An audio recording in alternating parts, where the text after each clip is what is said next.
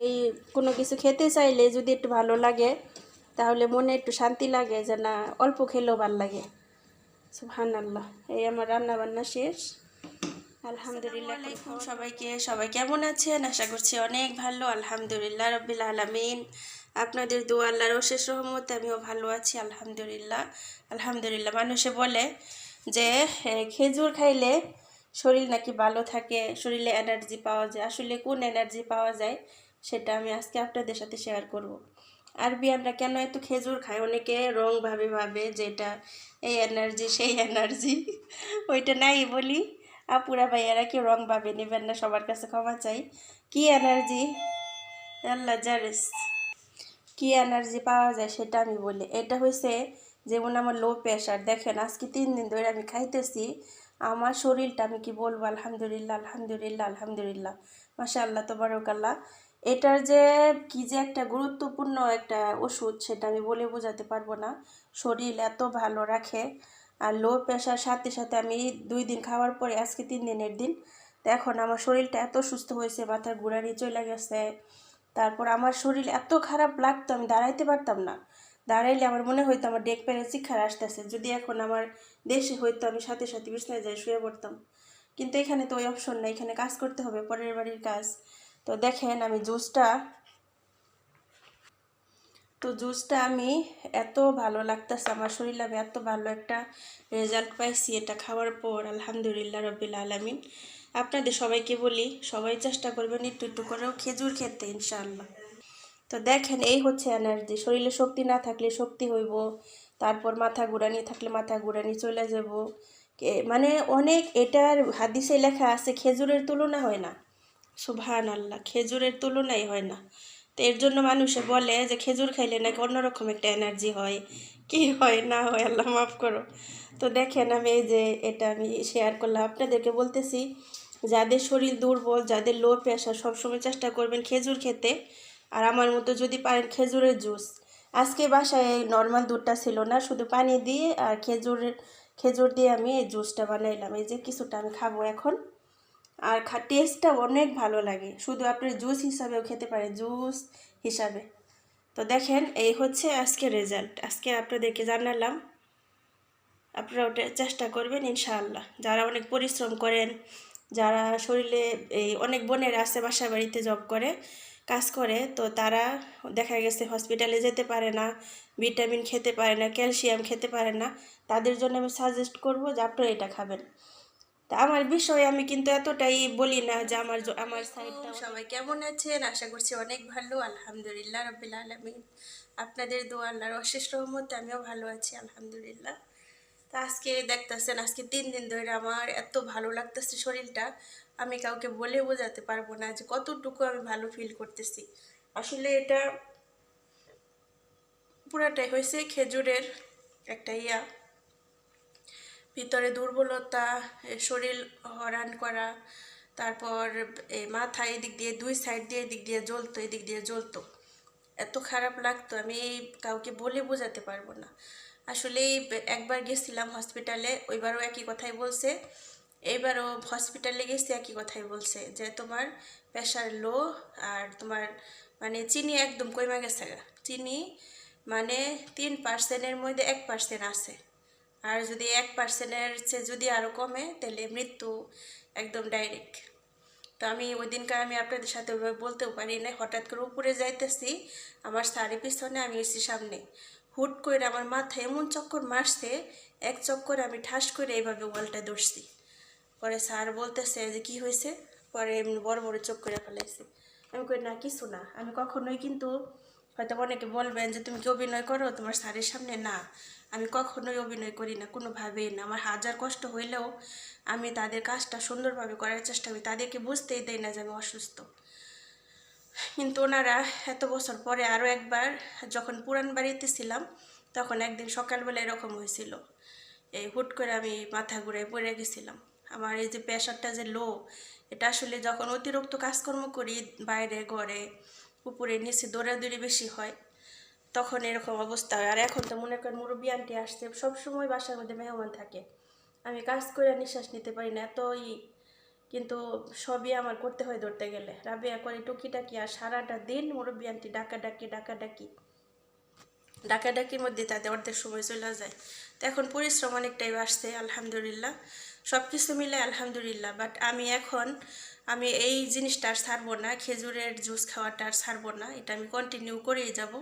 এখন 3 বেলা করে খাইতেছি, 3 গ্লাস করে, কিন্তু এরপরে ইনশাল্লাহ চেষ্টা করবো রেগুলার অন্তত 1 গ্লাস করে খাওয়ার জন্য। তো ডাক্তারও বলে দিছে যে আপনি একবার এরকম হয়েছিলেন। আমি কই হ্যাঁ, কই যেটা দিয়ে আপনি পারফেক্ট মনে করবেন সেটাই আপনি ট্রাই করবেন। আলহামদুলিল্লাহ রব্বিল আলামিন। তো আপনারাও সাথে থাকুন, সকাল থেকে এই পর্যন্ত কী কাজ করি রাত পর্যন্ত দেখতে থাকুন পুরো ভিডিওটা। আর সবাইকে সাজেস্ট করব যে আপনারাও চেষ্টা করবেন যে যাদের সামর্থ্য আছে কেনার মতো ঘরের মধ্যে খেজুর রেখে একটু একটু করে জুস খাওয়ার চেষ্টা করবেন। বাহির থেকে রোদ্রে থেকে আসছেন, একটু জুস খাওয়ার চেষ্টা করবেন। অন্য সব জুসের মধ্যে ভেজাল আছে, খেজুরের মধ্যে এতটা ভেজাল নাই। চেষ্টা করবেন এটা কন্টিনিউ করতে।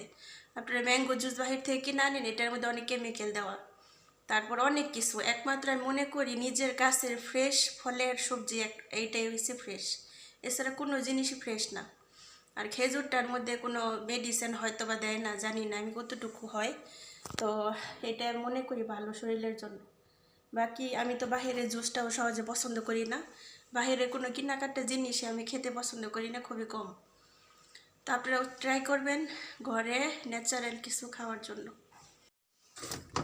এইদিকে একটু রান্না বান্নার চিন্তা করতেছি,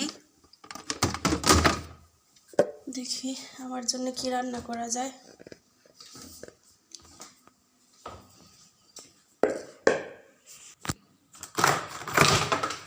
আজকে অন্যরকম একটু রান্না করব। বিসমিল্লাহির রহমানির রহিম। অন্যরকম রান্না বলতে এর আগে আমি একবার করছিলাম, করার পর আমি আসলে এক একটা জিনিসের এক একটা ডিফারেন্স, মানে টেস্ট আলাদা। তো পুরাটাই আপনাদের সাথে শেয়ার করি, তাহলে বুঝতে পারবেন। এইখানে হয়েছে আমি বুড়ি কয় টুকলা করছিলাম, 2 টুকলা, হ্যাঁ 2 টুকলাই। দেখেন আপনাদের সাথে শেয়ার করি। আর এটা হয়েছে কয়েকটা মাংসর হাড্ডি, ব্যাস। অন্য একটা সময় রান্না করব। এখন যেটা রান্না করব সেটা হয়েছে কি, এটা হচ্ছে তাদের মাংস।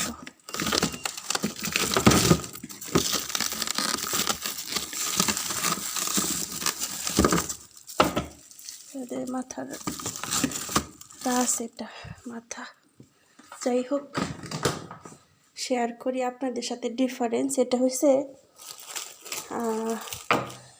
হচ্ছে গরুর মাংস, 3 পিস আছে।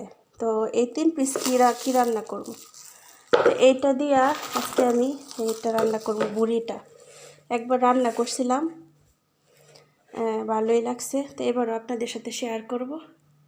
এই যে আজকে আমাদের এটা ঠিক করছে।